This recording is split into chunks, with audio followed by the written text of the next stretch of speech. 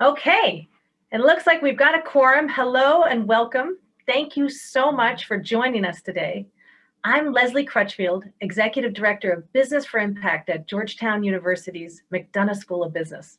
And I'm delighted to welcome you to this event to launch our new case study, AB InBev and Smart Drinking, and discuss how a leading global brewer is contributing to reducing harmful drinking around the world.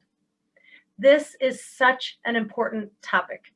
We know from World Health Organization estimates that more than 3 million people die each year from the effects of harmful alcohol consumption, whether through drink driving, binge or underage drinking, or gender-based violence that can be triggered by harmful alcohol consumption.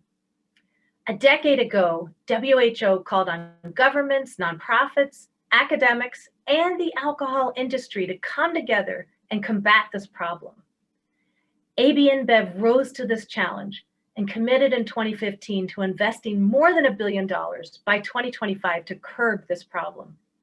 And our case study explores the company's first 5 years of progress.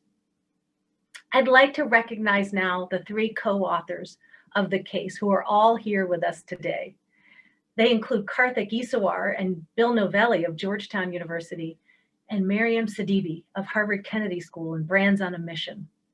Congratulations and thank you for the outstanding work on this research and this case. I'd also like to thank and recognize our partners at AB InBev, and especially Kata Garcia, Katie Barrett, and Carlos Brito.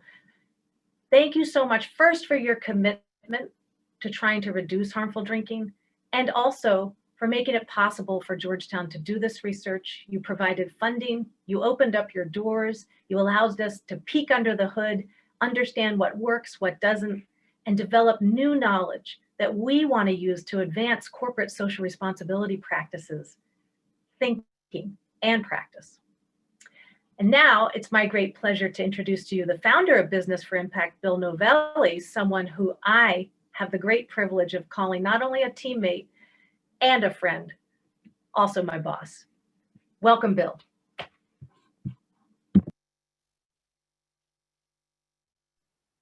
Thanks, Leslie, and hello, everybody.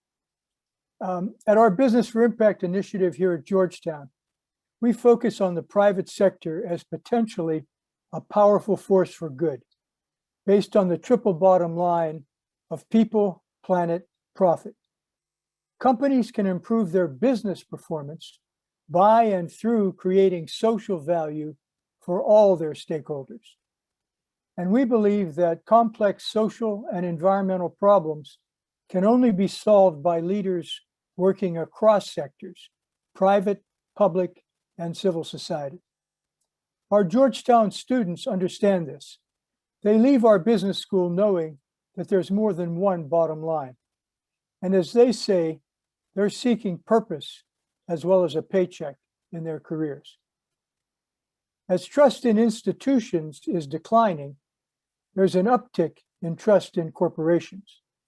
The public has come to expect, even demand, that companies do good for their communities, their people, and for society at large. So with that as a background, today we're going to look at AB InBev, the global brewing company, and its commitment to changing social norms and individual behaviors in its worldwide program to reduce harmful alcohol use. Our Business for Impact team has worked with AB InBev for several years, and our case study of their program shows a number of successes, as well as our recommendations for additional opportunities going forward. And now let me introduce Kata Garcia, Global Director of Corporate Affairs for AB InBev. She has a focus on social impact, community affairs, social norms, and purpose marketing and partnerships. In addition to directing the company's global responsible drinking strategy, Kata also oversees AB InBev's worldwide work on road safety. Kata has been a valuable partner in our in-depth case study, and she helped facilitate our work. Kata, over to you. Thank you, Bill, for your words. And thank you all so much for being here today for this important conversation. We are joining together at a time of growing awareness about the significant social, public health, environmental, and economic challenges facing countries around the world. More than ever, there is a demand for business to engage on these issues, demonstrating leadership, making a contribution, and aligning the interests of shareholders and other stakeholders. Against that backdrop, AB InBev has a long recognized that promoting smart drinking is crucial to the long-term success of our business and contribution to social and economic development. Over the years, we recognize that traditional awareness campaigns were simply not enough. In order to make real, lasting impact on the harmful consumption of alcohol, more is required of us. That is why in 2015, we decided to accelerate our efforts through a 10-year commitment to invest our resources towards shifting consumer behaviors through evidence-based initiatives. We embark on this experience called Smart Drinking, unique in the world. It is the largest and most comprehensive technology and data-driven responsible drinking platform of the private sector to reduce harmful consumption of alcohol. It is a fundamental part of our ESG and United Nations Sustainable Development Goals strategies. Today, we come together just over 5 years into that 10-year journey in pursuit of our global smart drinking goals to assess our progress and map our path forward. The case study prepared by the expert team at Georgetown University's Business for Impact Initiative offers the most comprehensive look at our progress so far, as well as a clear assessment of what has worked, what hasn't, and how we can improve our efforts going forward. The global smart drinking goals are a public commitment so everyone can see our work. We open our house to review, listen, and learn. We look forward to hearing from the Georgetown team and to a robust conversation about how our efforts can be strengthened going forward. There is more to do.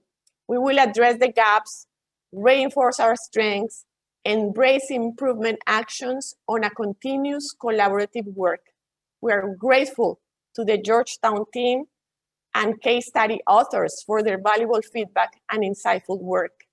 Our hope is that through this dialogue, we can not only further our progress through our smart drinking goals, but also set a model for how global business of all kinds can find ways to contribute to addressing the challenges we all face and achieving the United Nations Sustainable Development Goals. Thank you all for being part of today's conversation. So I hand over to Leslie. Thank you, Kata. Thank you so much for your thought partnership and for your opening remarks.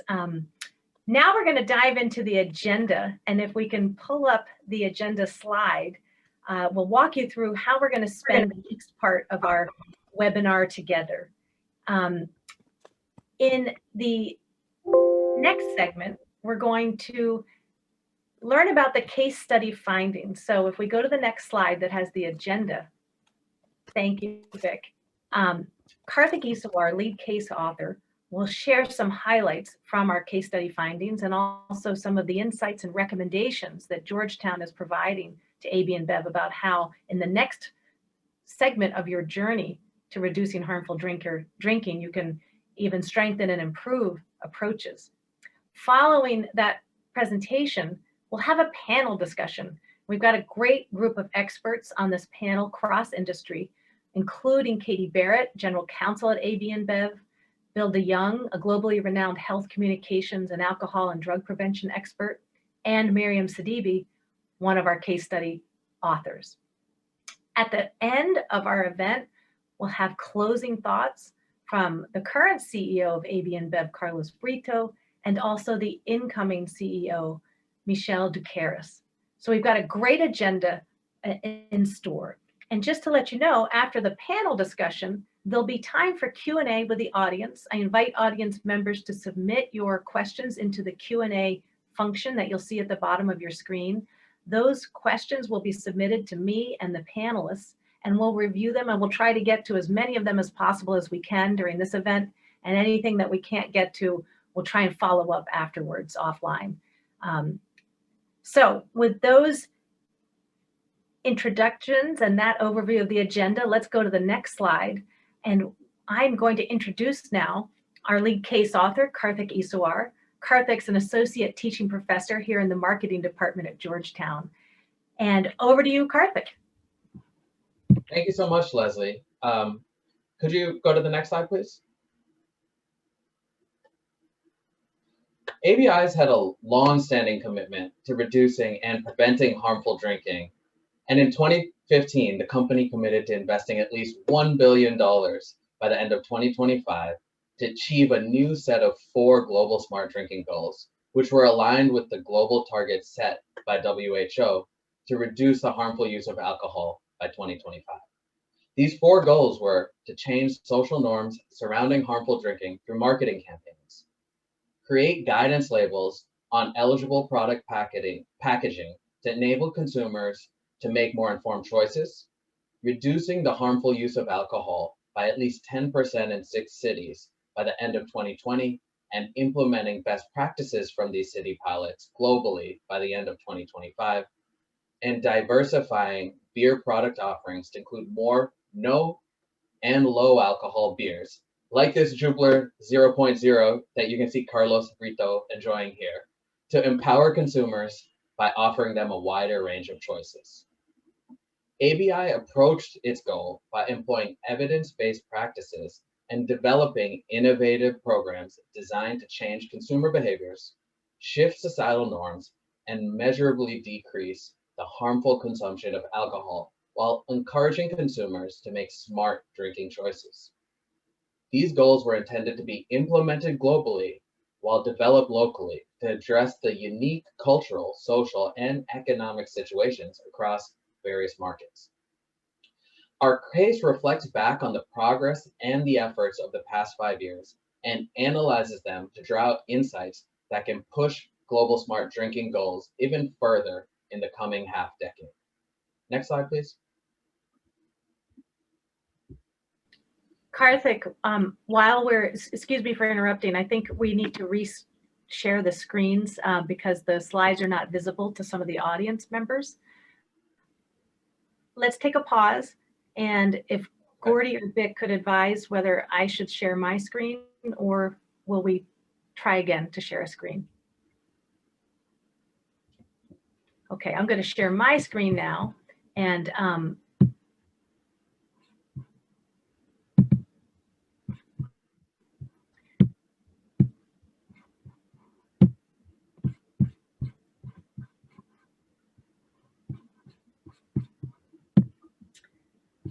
give us 1 minute. A year and a half into this pandemic, we're still learning how to master this Zoom technology, right? Okay, I'm going to share my screen.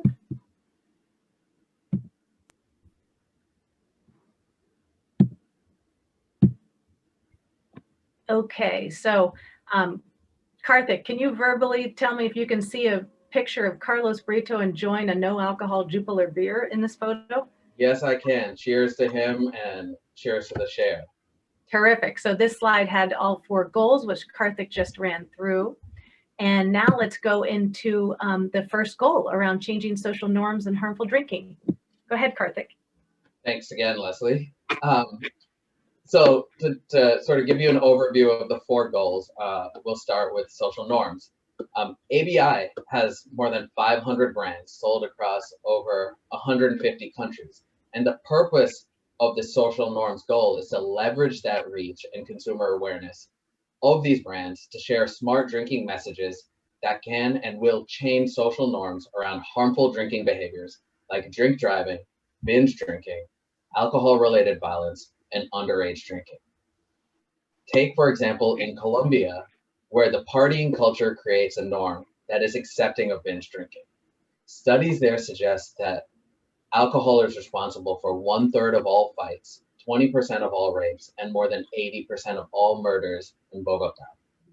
However, alternating water and eating are behaviors that can change, that behavior changes that can reduce the harmful effects of binge drinking. And Aguila, the largest beer brand in Colombia, launched its Live Responsibly campaign to spread this message and target binge drinking. At this point, we'd like to show you a brief video from this campaign.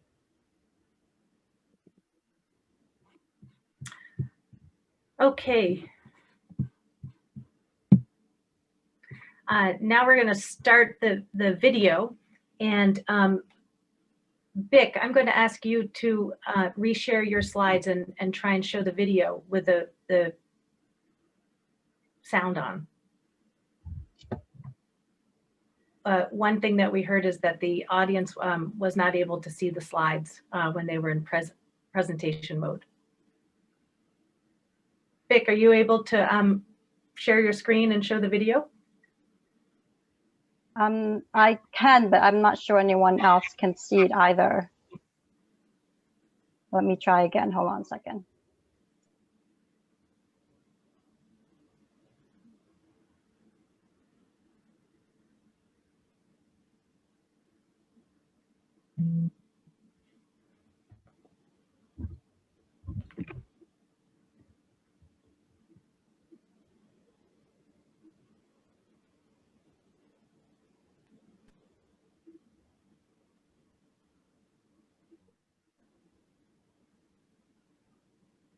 Are you able to see my screen?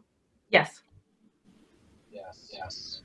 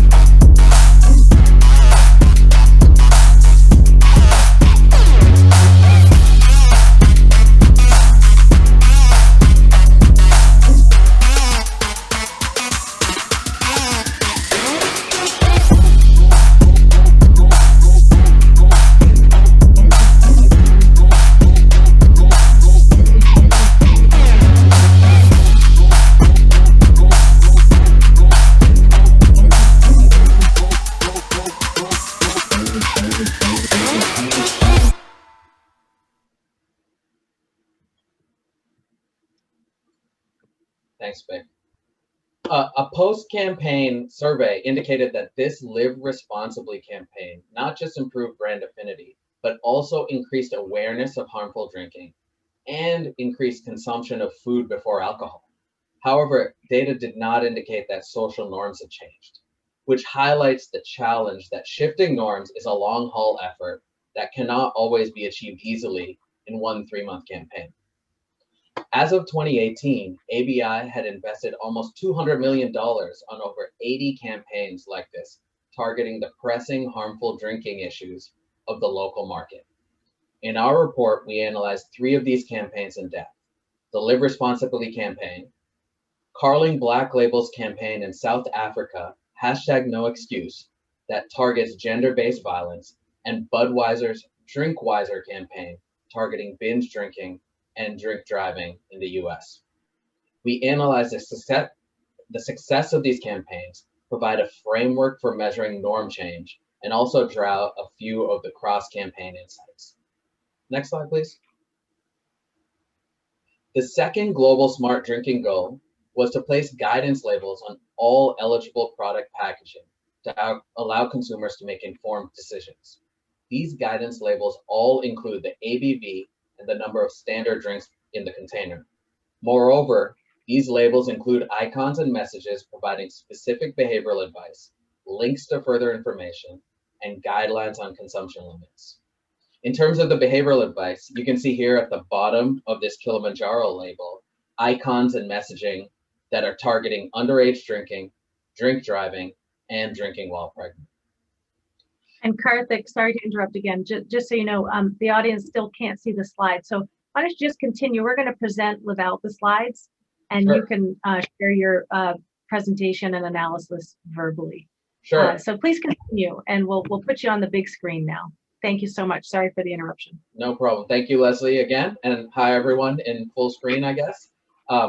So talking about the outcomes in this guidance labels, by the end of 2020, ABI successfully reached its goal by placing guidance labeling similar to the Kilimanjaro label on 81% of eligible beer products consumed in countries that don't already have legally mandated health policies. Next slide, please. Oh, no, next slide. Sorry, I forgot. Let me talk about the next goal, which is city pilots, the third goal. This focuses on reducing the harmful use of alcohol by 10% in 6 city pilots by the end of 2020. These city pilots were all across the country, from Columbus, Ohio, to Mexico, Brasilia in Brazil, Belgium, China, and South Africa. These city pilots are designed to serve as laboratories for testing a mixture of evidence-based program interventions, local policy advocacy, and best practice replication to reduce the harmful use of alcohol. To execute these interventions, each city pilot had a local steering committee and relied on input from a scientific partners task force, which included public health experts like Bill DeYoung, who you'll hear from in a few moments, to ensure these interventions were grounded in science. In Zacatecas, Mexico, one of the city pilots, underage drinking is a significant concern. To combat this, the city pilot developed a mystery shopper program, which involved attempted purchases of age-restricted beverages by young, legal age shoppers in order to provide feedback on age restriction compliance. The initiative included replacing operators at stores who were discovered to habitually sell beverages to minors, clerk training, and additional sanctions for non-compliance. Another goal at this city pilot was to tighten regulations on how late bars could stay open. City pilot team members met with representatives from the Ministry of Health to advocate for passing a state law that would establish a 10 p.m. curfew on alcohol sales for off-premise consumption and make the last call at bars and restaurants 2 a.m. instead of 4 a.m. In the first 9 months after this law went into effect, results from the mystery shopper program showed that 42% of stores had either closed at 10 p.m. or remained open but refused to sell alcohol. In our analysis, by 2020, Zacatecas was able to achieve the stated goal of reducing harmful use of alcohol by 10%. Brasilia was also able to make significant progress towards this goal, and 2 other city pilots had positive impact. While most of the city pilots did not reach the full % reduction goal, through this process, it's clear that the foundation and the company learned a great deal and developed a much deeper understanding of how hard it can be to have an impact at the community level. Do we want to put the slides back up? Yeah, Vic's going to put them back up now, because apparently most of the audience can see the slides, a few can't, so it might just be something on their end, depending on where in the world they're zooming in from. I know we've got hundreds of guests from all around the world, and again, we welcome you, and we thank you in advance for your patience as we try and accommodate lots of different tech platforms and access points. So back to you, Karthik. Please keep going. We'll go to the next slide. Thanks again, Leslie. And can we jump to goal 4, Vic, please? Perfect, thank you. This 4th goal is focused on diversifying product offerings to include more NABLAB, what are no alcohol and low alcohol beer products.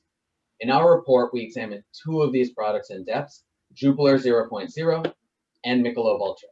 Jupiler 0.0, which is pictured here, is an extension of an already popular brand in Belgium. Its non-alcohol version of the popular beer still provides that same brand promise of the alcoholic version, but does so with no alcohol. In the US, Michelob Ultra has been one of the fastest growing brands. As of 2020, it accounts for 10% of ABI's US business, thanks in part to its focus on marketing its low carbs and low calories. The key to the success of the Michelob Ultra brand has been its focus on taste and fulfilling a brand promise that meshes with the lifestyle of individuals who want to work out as well as go out. Products like the no alcohol Jupiler 0.0 and the low alcohol Michelob Ultra are being launched in many other markets. And though they have not yet reached their goal of 20%, over these past 5 years, share of volume of NABLAB products has ranged from 6.5% to 7.5%. Next slide, please. In our report, we analyze each goal and look for opportunities to further progress towards that specific goal. However, our research also uncovered a number of interesting insights that cut across these goals. One particular insight that stood out was how important it is, yet how challenging it can be for industry to collaborate with public health. This collaboration can be challenging because the pace of social change does not always align with the pace of the business cycle. Next slide. However, we do believe that continuing and in fact deepening this collaboration with public health is vital.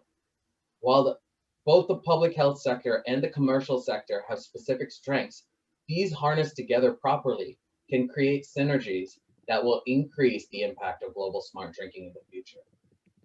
We also recommend that ABI focus even more on coordinating its efforts across the goals. In markets where the NABLAB product is launching, it should be supported with the social norms marketing campaign and matching guidance labeling. In a city pilot location, efforts can be made to support the on-the-ground initiatives with marketing campaigns as well. We also recommend that ABI lends its influential voice to policies supported by public health experts. Recently, ABI had publicly stated that it will not oppose efforts to reduce the legal drinking BAC limit to 0.05 anywhere in the world. To our knowledge, ABI is the first and the only alcohol company to take this stand, and we believe the company should continue to lead the way in this area. Our report recognizes ABI for making noteworthy progress towards delivering on its global smart drinking goals. With its initial investment over the first 5 years of more than $335 million across the 4 goals, ABI has demonstrated that it's possible for an alcohol company to have a positive impact on harmful drinking. The opportunity to have large-scale, long-lasting impact exists, and much progress can be made as the company transitions from initial rollout of the global smart drinking goals to harnessing its power inside and outside of the firm. Harmful drinking is one of the most significant public health issues facing society globally. Through the global smart drinking goals, ABI has demonstrated how to create shared value for both business and society, and that reducing harmful drinking is a priority for the company today and beyond. Finally, I hope in these past few minutes, I've piqued your interest enough to read the case where we dig into each of these goals in much more depth and provide much more analysis surrounding our insights and recommendations. Thank you very much. Leslie, I'll turn it back over to you. Thanks, Karthik. And wow, really appreciate that quick read through. Encourage everybody to visit the Business for Impact website. We'll be sending out links after this event so you can read the executive summary and dive into these findings. And now we're going to turn to our panelists so that we can explore in depth both industry and public health and academic perspectives on the first 5 years of AB InBev's progress. It's my great pleasure to introduce our 3 panelists. I'm going to introduce all 3 of them at once, and then we're going to begin with our first set of opening remarks from the panel. So on our panel today, we have Miriam Sidibe, a case study co-author, founder of Brands on a Mission, and a research fellow at the Harvard Kennedy School of Government. We also have Katie Barrett, the AB InBev General Counsel, and also the chair of the AB InBev Foundation, their corporate foundation, and Bill DeYoung, an expert in global health communications and alcohol and other drug prevention.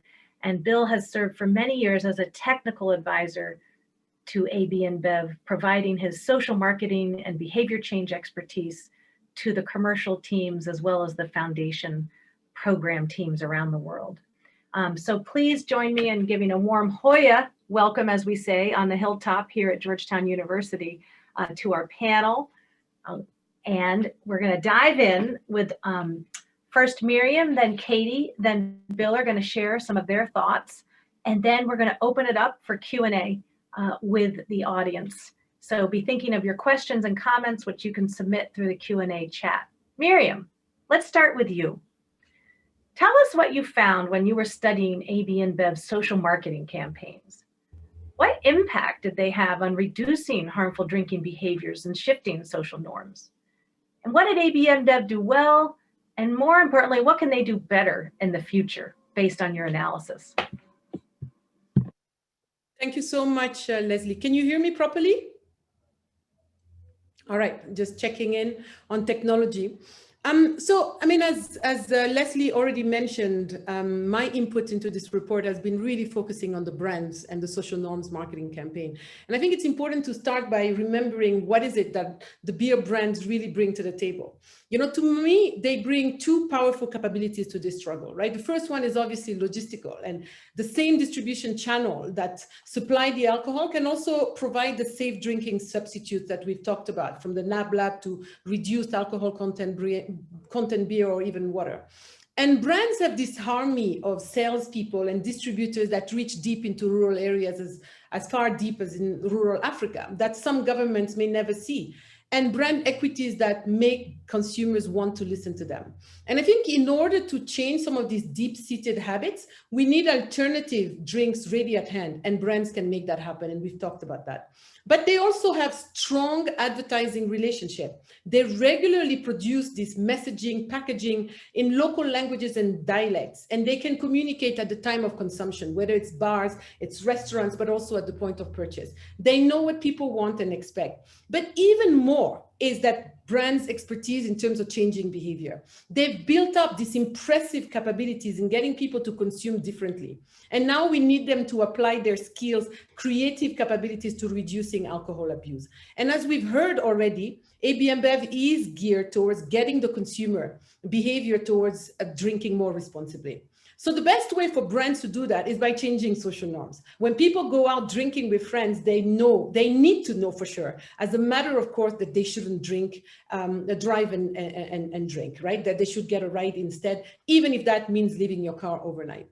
You know, to evaluate the brand's social norms campaign for some of the most famous beer brands in the world, we've used this 3-stage models for changing norms. The first one is really around communicating expectations so that everyone knows what's expected in terms of, you know, raising awareness and making sure that we all know what's expected in terms of avoiding binge drinking and the harmful use of alcohol. The second is increasing observabilities to make sure everybody knows that the behavior is watched and negatively judged. And then the third one is to reduce excuses, to make these non-alcoholic alternatives available and socially accepted at bars and parties. And what have we found? We found that the results so far are mixed. The results have been modest, but what we can expect is greater gains over time as brands learn from some of these experiments and invest more resources. On the logistical front, brands have made substantial progress. We've seen an explosion in alcohol substitutes, often with attractive labeling, as we've shared already. Much harder is actually changing some of these long-term behaviors.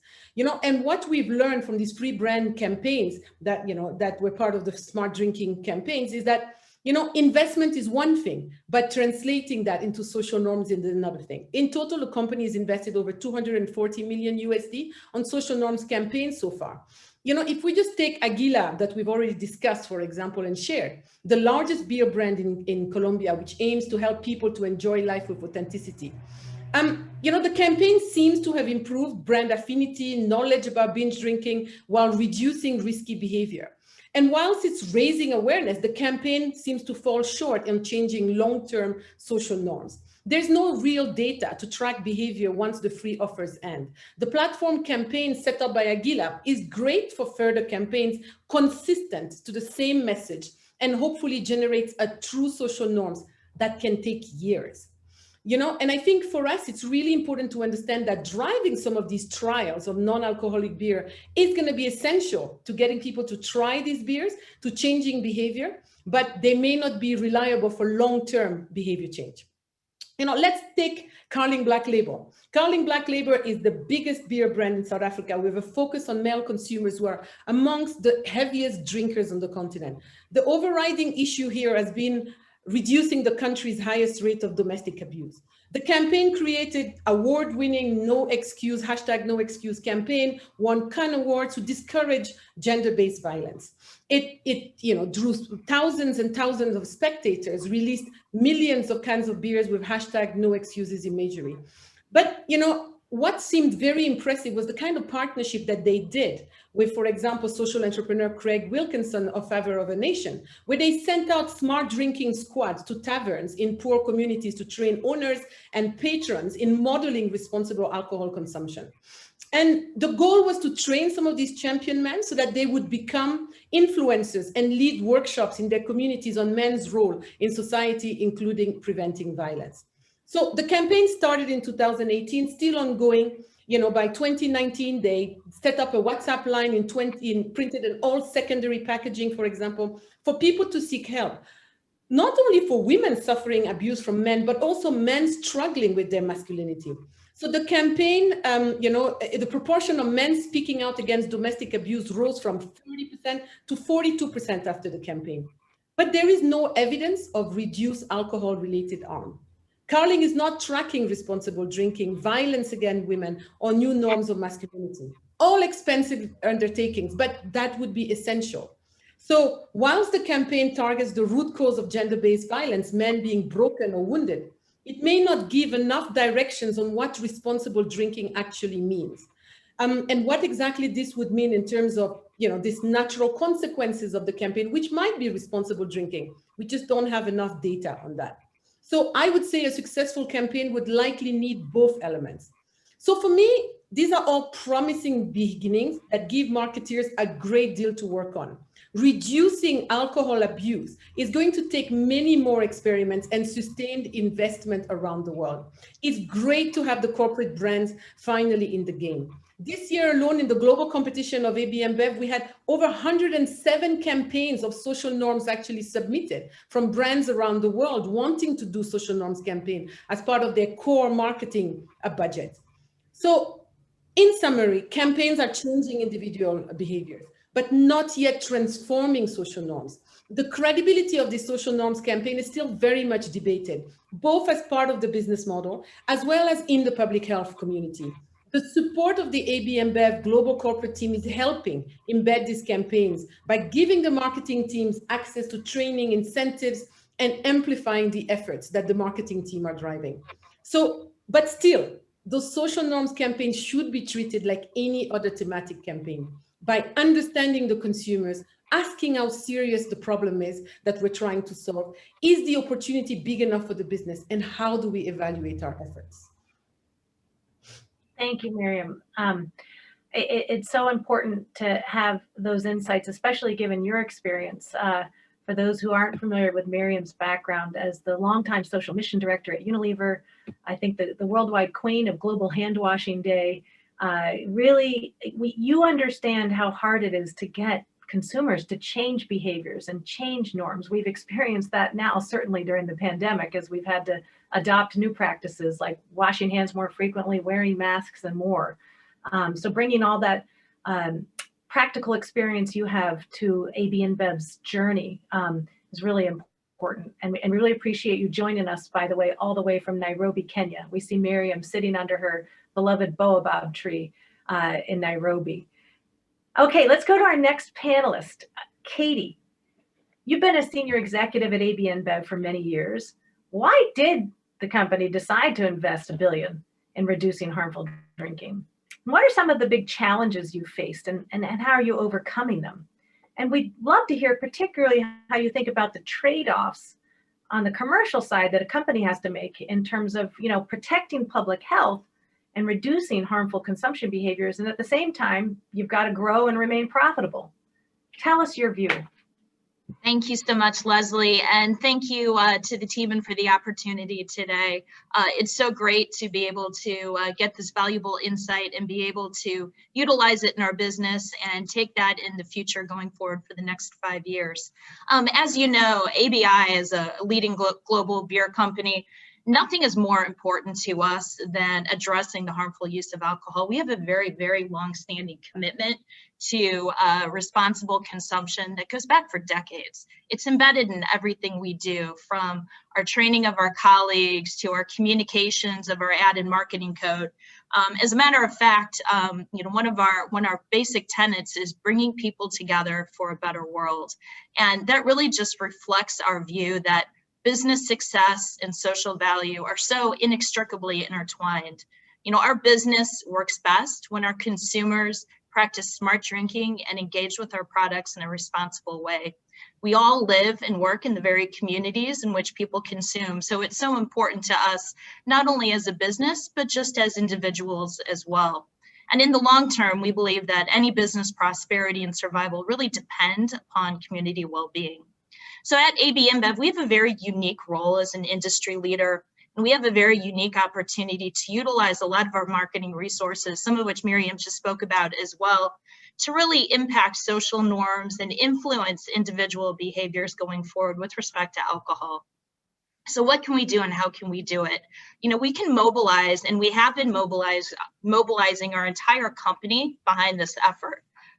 Top down, from Carlos Brito, our CEO, who you'll hear from a little bit longer, all the way down, embedded in all of our organizations as well. We know that harmful consumption of alcohol has several root causes, but we have to be part of the solution, and that is so important to us going forward. And it's by creating awareness, it's helping to develop evidence-based interventions, leaning on our core competencies and our strengths to really make a difference going forward. We believe that's really just a win-win moving forward, and it's really a shared value creation that both business and society can work together and really make change and make an impact. And that's why this study is so important, because it really gives us some insight into what we're doing and how we're doing it. With respect to the study and some of the findings that were presented just a few minutes before, there are a few challenges that we've seen. One, and Miriam just talked about it a little bit, is the changing social norms. It doesn't happen overnight.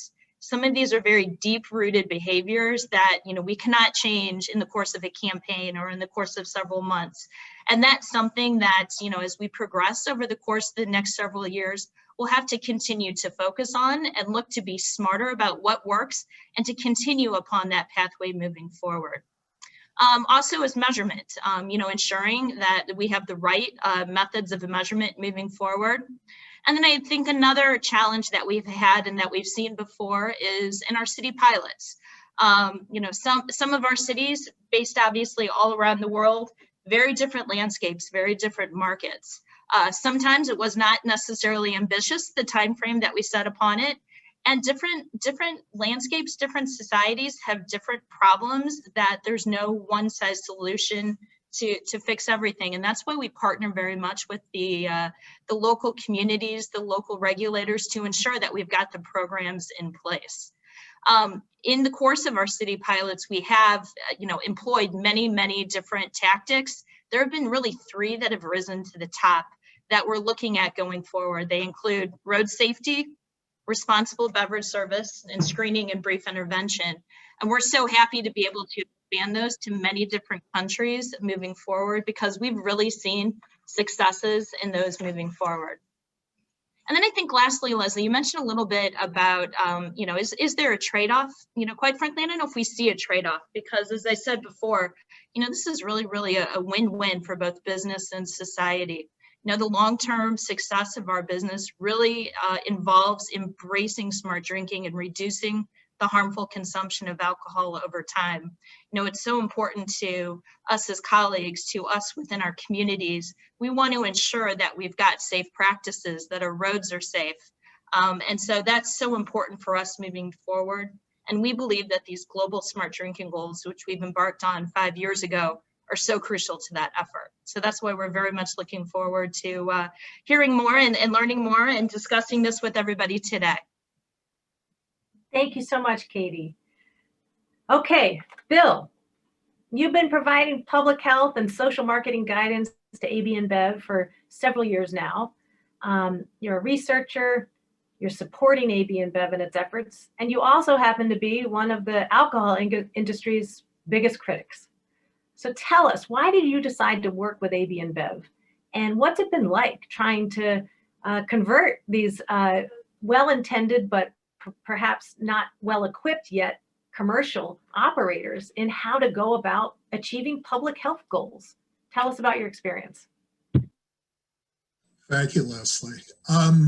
It's true that historically, I have been highly critical of the alcohol industry as a whole, primarily because of advertising and marketing practices, and also widespread industry opposition to policies that would stem underage drinking, binge drinking, and drunken driving. And believe me, I remain a critic of several industry practices, and my colleagues at AB InBev are fully aware of that. And as they will attest, I never hesitate to speak up. So why did I choose rather to work with AB InBev? Well, first, it's because they made a big, bold commitment. Many other alcohol producers do just barely enough to justify publicizing what they're doing on a company website. This is a very different initiative just in its scale and ambition. The company did express interest in working with public health experts, and not just to say they are doing so, but really to get and implement our very best advice to help them achieve the prevention goals that they outlined. And importantly, as you just heard, the company stated its intention to introduce, evaluate, and replicate evidence-based practices. Finally, they enhanced the company's reputation simply by announcing this initiative. And I wanted to do whatever I could to make sure that they achieved what they had promised. In short, I wanted to hold them accountable. So what's it been like? It's been gratifying. And at times, if I'm honest, it's been frustrating, just like every other project I've worked on. And as a friend of mine once said to me when I was expressing frustration about another project, he said, "Bill, that's why we call it work, not play." So the best way to summarize my experience is to tell you this. John Blood is AB InBev's Chief Legal and Corporate Affairs Officer. And I was introduced to him a couple of years ago as the company's biggest fan and its biggest critic. And I can say at this point, they haven't tuned me out yet, and so I keep pushing. And I enjoy working with my colleagues in the company very much. As I said, it can be frustrating at times, but they listen, and we always have a good dialogue about how they can improve. In terms of what they're doing well, I'll let the case study itself cover that, and I do encourage people to read it. It's an excellent report. What could they do better in the future? There's a lot I could say here, but I'll focus on this. AB InBev has grown by acquiring major beer companies all over the world, which includes Anheuser-Busch in the United States. But it is truly a global brand. Most of the corporate leadership is from outside the United States. From a business standpoint, it makes perfect sense for these beer producers to operate with a great deal of autonomy. But for this type of initiative, I don't think a decentralized management model works very well. And to address that, I've recommended that the company's brand and zone managers be evaluated on key performance indicators specific to the Global Smart Drinking Goals Initiative. And that would be NAB lab production, which in many cases has gone according to schedule. And it's been great to see more and more consumers turn to those kinds of products. Michelob Ultra was mentioned in particular. Container and package labeling, consistent with the guidelines that researchers at Tufts University School of Medicine have developed. And that's an ongoing project. And then the social norms campaigns that focus on behavior change. But importantly, they have to be consistent with the principles that have been articulated in a set of health behavior change theories. So that, I think, going forward is the major suggestion I have. There are ways in which the company operates in a centralized way, and I would like to see that brought to this work more fully. Thank you so much, Bill. And just hearing your comments, it reminds me of from our interviews and doing the work on this case, how different AB InBev's approach has been to harmful drinking when you compare it to other alcohol, whether wine, spirits, beer companies. From the beginning, Brito, the CEO, said we need to reach out to public health. They reached out to people like you and others who have been critical and said, help us learn how to do this right. And that was a big departure from that more traditional contentious relationship that you see between alcohol producers and public health and government. And that really opened the door to pave the way. And then, of course, it took individuals like you who'd be willing to say, okay, I'll put my name and my credibility and all my knowledge on the line to try and make this $1 billion investment worthwhile, right? And not just another, PR campaign. So thank you for that. And that, in fact, leads to the first question that we're going to raise for all the panelists, which really talks about this partnership between public health and commercial enterprise. It's particularly complicated when you're dealing with a controlled substance like alcohol. And it's really taken a lot of work to forge these partnerships. I want to ask Bill, we're going to come back to you first to talk about what are some of the biggest challenges in trying to forge these relationships, and then what's worked. Miriam talked about in her comments in South Africa with that problem of gender-based violence being triggered by harmful drinking. They partnered with Father a Nation, which is a big NGO in South Africa. That was a breakthrough partnership. Bill, can you give us some more insight into, from the public health side, how to forge and strengthen these kinds of partnerships? Certainly. Well, the biggest challenge from my perspective is that there are too many public health experts who just adamantly refuse to work with the industry, and they're perfectly willing to bully their colleagues into falling in line. Dr. Scott Ratson, who spearheaded this initiative, initially approached me about the possibility of Boston University, where I was based at the time, submitting a proposal for an evaluation. None of my colleagues would consider it. And I pointed out that we were talking about an evaluation. I said, AB InBev is going to get a PR boost by launching the initiative. Didn't they think the company should be held accountable through a really rigorous evaluation? Well, apparently not, because everyone's answer was the same. I won't work with the alcohol industry, except one researcher, who I won't name. He said, I don't have a problem being part of an evaluation, but if I do this, my colleagues will make my life a living hell.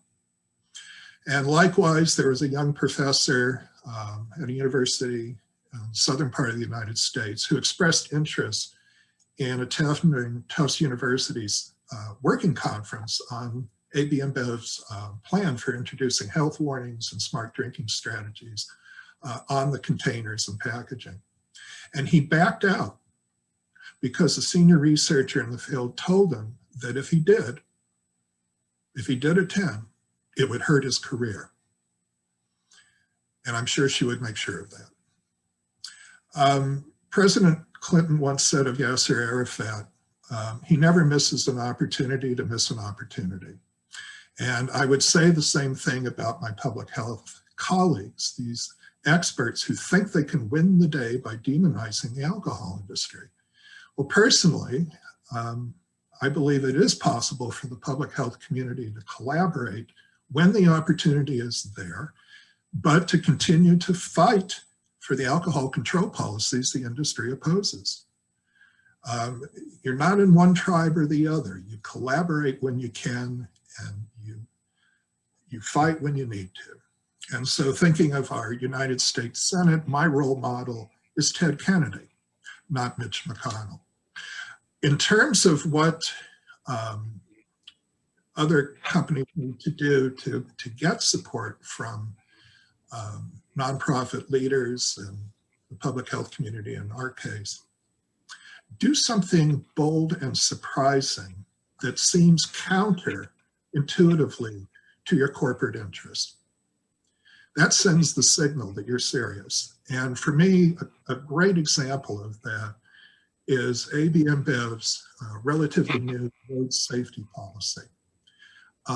Historically in the United States, when we had per se limits defining alcohol impaired driving legally as 0.10% blood alcohol concentration, industry interests in this country fought MADD's, Mothers Against Drunk Driving's efforts to reduce it to 0.08. They fought it tooth and nail. Now, Anheuser-Busch InBev, a global company, in its road safety policy said they think the WHO recommendation that that limit be set at 0.05% BAC makes sense, and they will not oppose any government that wants to move in that direction. Well, that hasn't been well publicized in the public health community, but I can tell you that that is a very strong signal that this is a different company. And I think more people in public health should be willing to do their part to help this initiative forward. So that's my takeaway.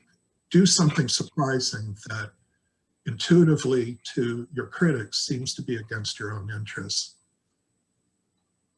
It's great. And we're going to actually get to that in the next round of questions, because the premise of this event is smart drinking also smart business, right? And I want to say, Bill, your insights around, sometimes you got to collaborate, sometimes you got to fight. It reminds me of the title of a brand new book I just read by our very own Bill Novelli called Good Business, the talk, fight, win way to change the world. And that's how it's done from a long-time advocate perspective. I started reading. You got to talk, sometimes you got to fight, right? I would recommend it. It's a good book. Katie, tell us about what it's been like from the industry side to try and reach out and work with public health and NGO leaders on these initiatives. Thank you, Leslie, for the question. And I'll echo a little bit of what Bill said as well. We see really the importance of meaningful partnerships with public health leaders. We have a lot to learn on a lot of the issues on harmful consumption, and really it's the leadership in the communities of experts that we can draw upon a lot of the information to really help us devise and implement programs to move forward day in and day out. And I think it was even mentioned in the study, we have a fail forward mentality. We take on a lot and we want to do a lot very quickly and make a huge impact. I think, as we have continued over the course of the last several years, we try a lot. We're not always successful in some of our initiatives, but some of the ones that take root are wonderful and make a huge impact. And I think as we continue to partner with some of the public health experts, ensuring that we've got that line of communication to ensure that sometimes success is accomplishing some small things, not accomplishing necessarily the end goal. So we're working very, very hard and very, very fast to try a lot of things to try to contribute to our global smart drinking goals. And also too, just ensuring that, we embed a lot of the insights that we are getting from the public health experts in our programs. And I think that's why listening and learning about social norms activities, working with Tufts on some of our labeling, getting the right labels in the right places that mean the right things are so important for us. And so I think really that that listening, learning, and collaboration, and then really implementing and driving the path forward is really key for us. And I think will continue over the course of the next several years as we continue down our journey of the global smart drinking goals. Thanks, Katie. Miriam, additional thoughts on these public-private partnerships? Yeah, well, I think, I'd like to take it back to brands, and because brands are the heart and the fuel of AB InBev, right? And I think, for both self-interest and public interest, and I think we'll talk about incentives later on, we're seeing a lot of efforts in the brands who want to reduce abuse, right? And it may be probably the biggest challenge that brands on the move, or brands on a mission, as I like to call them, will ever face, because obviously, as we've talked about, alcohol is one of the most addictive and culturally powerful product that the world has ever known. But the more you get brand managers and country level teams to understand the power of partnerships at country level, to be able to extend some of their evidence-based program around reduction of harmful use of alcohol, the better it will be. So it's about creating that culture, creating competencies of the future on this new marketeer of the future within AB InBev that understands that, understanding the external context in which they live in, and also start, I guess, framing what is it that they bring in the table, well, evidence-based and systematically, so that they can get longer and probably better partnerships with more trust and transparency, becomes absolutely critical, right? But it will never be possible for an alcohol company to do, talk about right or wrong, or talk about moral norms, but they can get into partnership where some of their efforts are complemented by some of these NGOs, as we've seen, for example, like Father of a Nation,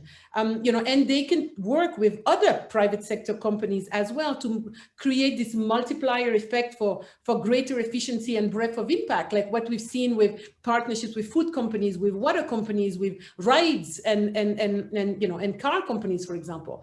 But without partnerships, the company will not get the moral authority, the scale, or the learning needed to really make that difference. We've seen those partnerships. Partnerships will drive the future of the business model, open doors that we've never seen before. And that is what business models of the future, where brands are involved in, will be absolutely about. And I just want to end on one thing, which is around, obviously, what do you do? Brands, and industry self-regulation, which has been happening for decades at country level. But if you talk about the International Alliance for Responsible Drinking, for example, in 2015, you had 12 largest beer, wine, and spirit company forming this International Alliance for Responsible Drinking. The alliance sets indicators for responsible drinking that participating companies commit to and get measured against. In January 2021, during the coronavirus pandemic, sharp rise in online alcohol purchase, that same group of companies came together with 12 of the world's largest e-commerce platform.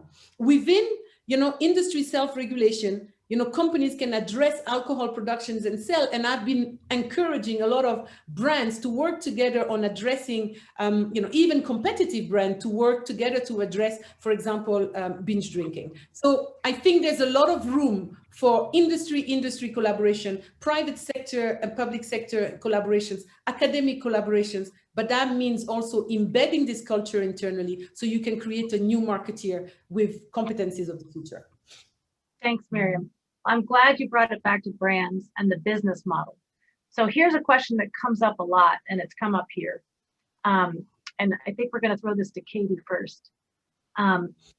What is the incentive for a beer company to promote responsible drinking, smart drinking, and invest in this? Isn't this contradictory?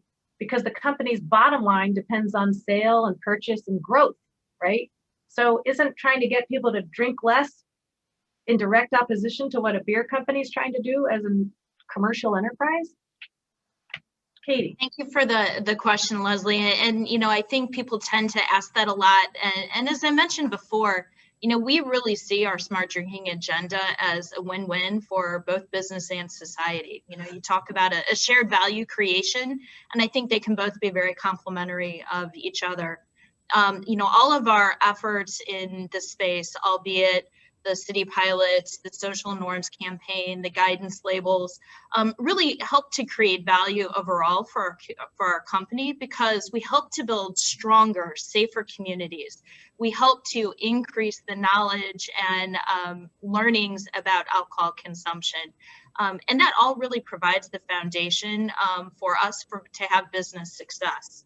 You know, we look at our brands and deepening those relationships with consumers and utilizing those brands to get our messages across in the right way, through packaging, through marketing, through the cat bottle we saw, or the cat program we saw in Colombia, through the efforts that we've seen in South Africa. We can help on important social issues as well, which again really drive our communities as well. And it helps our colleagues as well, knowing that we're part of building a value for not only stakeholders, but also our shareholders as well. So it all really rolls up together to really create just a win for not only our business, but more importantly, and most importantly, our society and communities as a whole. Okay, thanks, Kitty. Bill, let's hear your response. You're straddling, working a lot with the marketing departments and brands across the company. You've also been involved with the NAB Lab, you know, which is the no and low alcohol R&D arm of the company, trying to give consumers no and low alcohol choices, which can also contribute to reducing harmful drinking. How do you see how AB InBev can balance that bottom line of finance and profit with public health goals? Well, that's a great question. I am reminded of conversations I had with some of the other public health experts involved with the initiative, in particular the evaluation team. And I had written something to them all where I pointed out that in order to appeal to today's young consumers, AB InBev needed to offer a wider range of products, including no alcohol and low alcohol beers. And that is where the consumers are headed. It was also important that they undertake this initiative because people form brand loyalties when they're young. And so with the company demonstrating that they care about the customers, they care about reducing alcohol-related harms, they're making their brands ones that people will feel good about using. And then that brand loyalty will carry through for many, many years. When I explained that, one person wrote back and said, "Oh, yeah, I never thought of that." But it's obvious that it's a business interest and a public health interest that coincide, and that's one reason I was eager to work with the company. It is a very special moment when our agendas overlap a great deal. Not entirely, but a great deal, and there's a lot that can be accomplished because of that. Thanks, Bill. Miriam, insights? Yeah, I mean, look, you know, experts are, are forecasting the category of low and non-alcoholic beverage to grow by 1.7 trillion by 2024.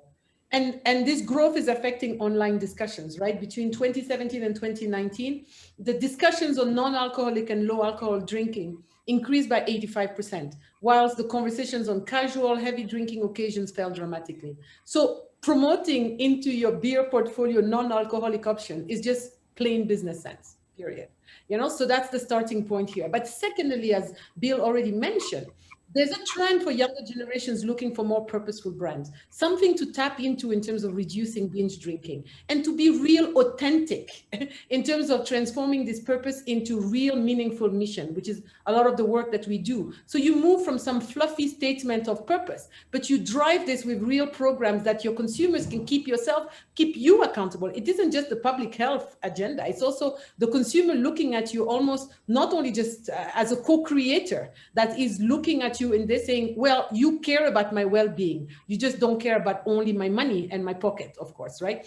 And what we've seen also is that a study has been done looking at the CSR initiatives and finding a really little impact on CSR initiatives on reduction of harmful use of alcohol. So there is a role for these brands to really own their role on influencing the societal norm around acceptability of harmful use of alcohol, right? So, we move from a CSR approach into an embedded business model that is part of how you grow your portfolio sustainably, obviously, and profitably as well. So these brands are seeing an opportunity to really differentiate themselves by supporting the social norms campaign and by embedding them into their core portfolio. And they're keen to live their purpose. And we're trying to find relevance in these crowded alcohol markets. And they're seeing that their social norms campaign are actually doing extremely well and making them even more loved towards the consumer, which is a big add-on. And we are seeing that the kind of excitement into the brand,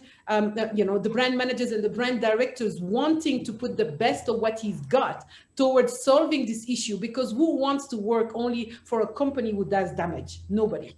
And I think it's really important to think about that and think within that context also of who's actually in these companies and the people there that are actually trying to drive social change so that, you can really transform these marketing resources into a positive force for good. It is possible. I'm the living proof of it. I spent 15 years working on public health from the private sector. I know it's possible, but it is hard work. Thanks, Yes, Mary. Oh, I was just going to highlight a little bit just to follow up on what you had said, Miriam, too. And I think you touched on something, very important. We see just a heightened expectations for all companies with respect to their ESG agenda, not only from stakeholders, but from colleagues that work within those companies and even talent attraction. I think companies that do the right thing, look for expanding and enhancing their ESG their direction, really attracts talent, really makes a difference in the communities. And then for shareholders as well, that's something that they look for in companies. So I think, as we start to evolve within companies and seeing companies move forward, that's something that is very, very important as well. Thanks, Katie. Let's go to some more questions. Now there's two that are kind of related that have come up in the Q&A function here around measurement. And I'm going to throw this one to Bill DeYoung first. One is, could we talk specifically about progress in Johannesburg around that goal of 10% reduction, which of course was not met, but some progress was made. But overall, how we talk about measuring better. What can AB InBev do better, differently in the future to measure before, during, and after interventions to ensure that these long-term outcomes are achieved, that people actually change their behaviors, make binge drinking or drink driving unacceptable socially from a norms perspective? So how can AB InBev approach measurement better? Bill? The principal way is through surveys. And that can be very expensive if you turn to an outside vendor for a survey dedicated to evaluating the campaign. And so what I've recommended typically is that because each brand is doing customer surveys on a periodic basis, that they add in questions that ask about the specific behaviors that their social norms campaigns are promoting or their other intervention efforts. So going back to Aguila, that was something that they did. And so they were able to document people's self-report about some of the smart drinking strategies that they were adapting. And of course, over time, if you follow the same methodology, time after time, you can start to see trend lines, we hope, moving in the right direction. So I think that's the key. It's something that is really important to do. Ideally, it would be done before a new initiative is launched, and then you could see the progress more readily. If it's too late to do it before the initiative, at least get started and then look for the trend line going down. Thank you, or Bill. terms of smart drinking going up. So I see that our current and incoming CEOs are joining us. We're getting ready to move into closing remarks. Let's take one moment for one final question from the Q&A from the audience. And one of our listeners wants to know, what thoughts we have about the WHO's recently released plan and for alcohol industry, and how can we replicate best practices and work across sectors to have more impact.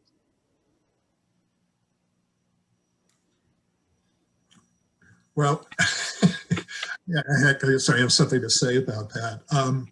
I think that if you look at the report, a lot of the recommendations concern public policy. And what I would encourage all companies to do, but thinking particularly of AB InBev, is to examine those proposals and to embrace the ones that are consistent with the Global Smart Drinking Goals Initiative. So for example, not every country has established a minimum legal drinking age. When they have, sometimes it's as low as 15 or 16. Many countries have it at 18. We have it at 21 in the United States. We're relatively unique in that respect. There are a couple of other countries that have that limit too. And so what I have encouraged AB InBev to think about is endorsing that every country have a minimum legal drinking age of at least 18, and that they would advocate for that. In terms of 19, 20, 21, in terms of advancing public policy, you can't always, shoot for the moon. You have to take into account where people are, where you find public support and political support. But certainly 19, 20, and 21, if there's a government that wants to move in that direction, the company should not oppose it.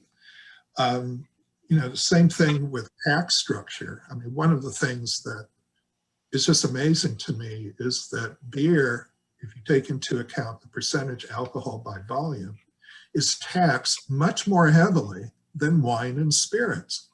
That makes no sense. Those beverages have much higher percentage alcohol by volume.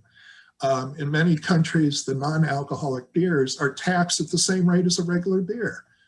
That makes no sense. So, again, the company can initiate policy that is consistent with the WHO recommendations, or it can be adapted in something that both public health people and the companies themselves can support. Public health people want taxes to go up all the time on alcohol products. At the very least, I think we need a policy that says tax it according to how much alcohol is in the beverage. Good. All right, Katie, you get the last word. We've got about a minute before we're going to move into the next segment. So, and I know you wanted to get in on this. Please go ahead. Absolutely. Thank you, Leslie. And thank you for the question. I think an important component of this, and one that's endorsed by the WHO, is really utilizing our core competencies as a company to fight harmful consumption of alcohol. And we see ourselves doing that in a lot of ways and expanding what we're doing as well. For example, a lot of our social norms marketing and embedding it in what we do and how we do it, and really making that a tenet of our business. Miriam spoke about the kind of internal competition that we have to devote millions of dollars of marketing spend to advance these social norms causes to really promote this. And I think that's right in line with some of the WHO recommendations. Another thing that we're doing along that same front is utilizing the space on our secondary packaging to really reinforce these messages. That is really front and center for the consumer. And so that is something that is readily apparent and makes a huge impression. So you'll see more of that as we continue to evolve as well. And I think last but not least, and Bill touched on this as well, really providing more of a no alcohol product and a low alcohol product, more options and choices as well for consumers throughout the globe. And, you know, we're seeing that roll out in many different countries. Right now, we have 81 no alcohol and low alcohol brands in 44 different countries around the world. You know, brands such as Budweiser Zero, Jupi 00, you see Cass 00 in Korea. So some amazing brands that are embracing that as well. And I think all of that will continue to help really spread the message about smart drinking and responsible consumption going forward. I could just quickly add that the no alcohol beer introduced in China was the nation's first no alcohol beer. In that country. That's a huge plus. And lots of opportunity. I mean, as a company that has more than 500 brands, I think you've had about 80 social marketing branded campaigns so far. You know, how do you expand that and have the norm be smart drinking messages, right, while you're out promoting your brands, rather than having that right now be a smaller group of the brands. And that really is the focus of our case study. What in the future, in this next phase, you know, the WHO has said we're going to reduce harmful drinking by 10% globally by 2025. You know, and AB InBev is bringing so much firepower to that challenge through the brands, through these product innovations, through your philanthropy on the ground in the city pilots. And I'm really delighted to be able to move to the last part of our agenda, and certainly not least because we have with us the current and incoming CEOs of the company. I am going to introduce first Carlos Brito, who's going to join us on screen. You know, it's such a delight to have you here. This really was your brainchild, this huge commitment. And welcome, Brito. Over to you. Well, thank you. Good morning, good day, everybody. It's great to be here. Thanks for having us.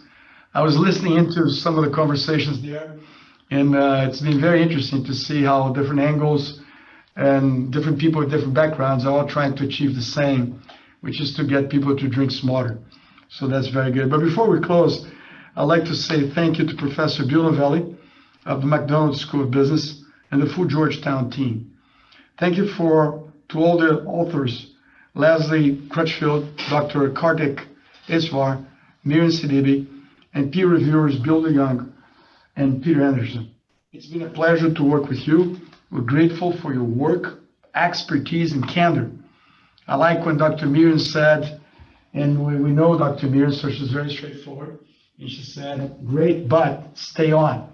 I like that. Use your brands. Make it part of your business model. I like that.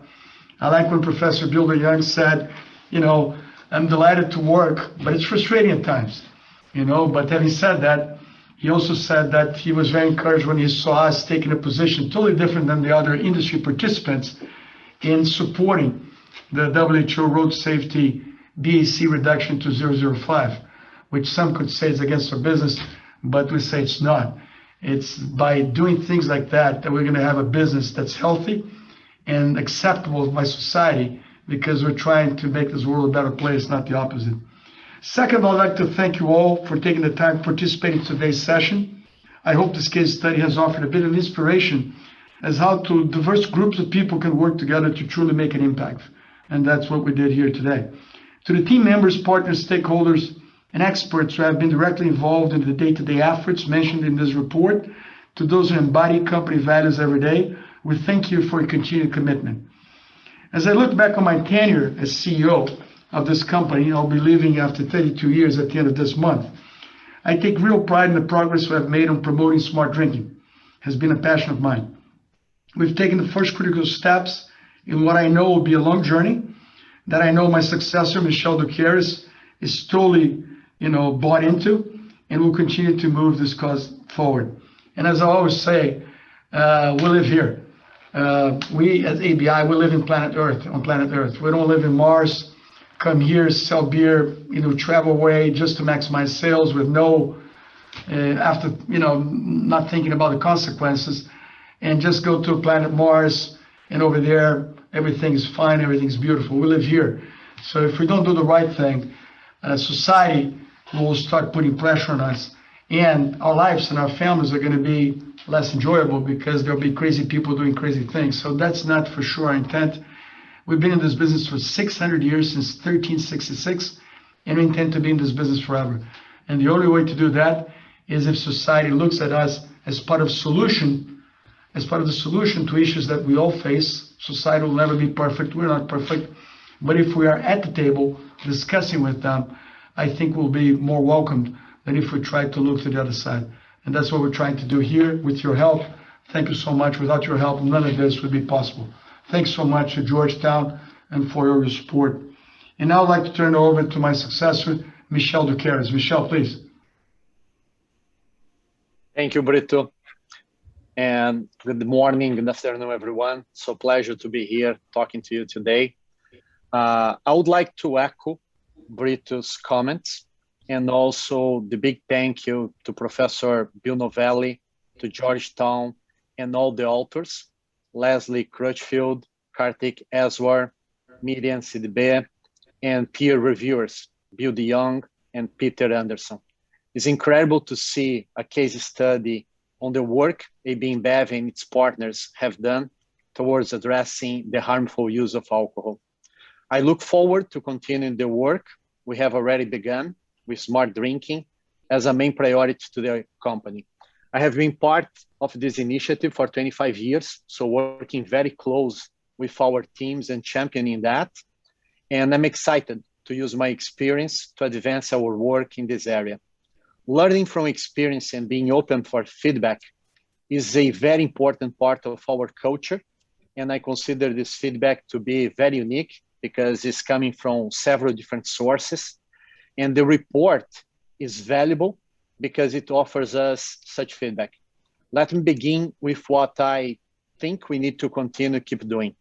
We need to maintain our top-down commitment, which is very important. I'm fully committed to that personally, but also as a representative of the company, to continue leveraging the core strengths of our company. As you all commented today, we can do more, and we can do a lot with the reach that we have. Further embracing the advice from experts and principles of evidence-based behavior science. And let me continue with what we need to improve based on your recommendations as I read the case.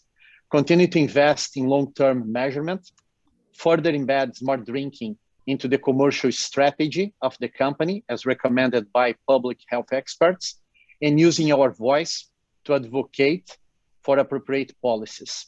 We embrace the recommendations and act upon them. In doing so, we aim to further demonstrate the effectiveness of shared value approach for global businesses.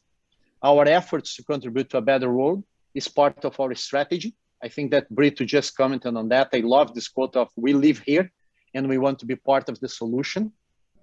And our strategy to build a company for the next 100 years and beyond. By enhancing our smart drinking efforts through partnership in embracing feedback from this case study, we can lead the way for companies like ours to be part of the solution and critical social challenge of our times.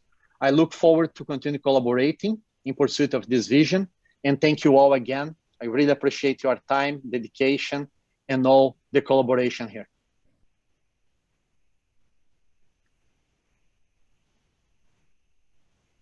Thank you so much, Michel and Brito. It's really exciting to have both of you here. Just demonstrates AB InBev's commitment to these global smart drinking goals now and into the future. Bill Novelli is now going to share with us some closing remarks and thanks. Over to Bill. Thank you, Leslie. As you said, it is so important to hear from top management. That tone from the top is critical. In closing, I want to thank our AB InBev, Georgetown, and other colleagues, as well as everyone who tuned into this event. Today, we saw a company, AB InBev, strategically engaged, creating partnerships across sectors, seeking outside counsel, involving brand marketing, taking policy positions, and fostering internal culture change. All this aimed at reducing harmful alcohol use and increasing responsible drinking across the globe. A special thanks to Carlos Brito, AB InBev's outgoing CEO, and Michelle Ducaris, the company's incoming chief executive. This is, I believe, the first time that these two executives have appeared together since their transition was announced. And this shows their commitment to smart drinking and their interest in this case study. For anyone who would like more information, please read the full report. And also feel free to contact us at Business for Impact at Georgetown's McDonough School of Business. And so now, thank you all and goodbye. Thank you. Thank you.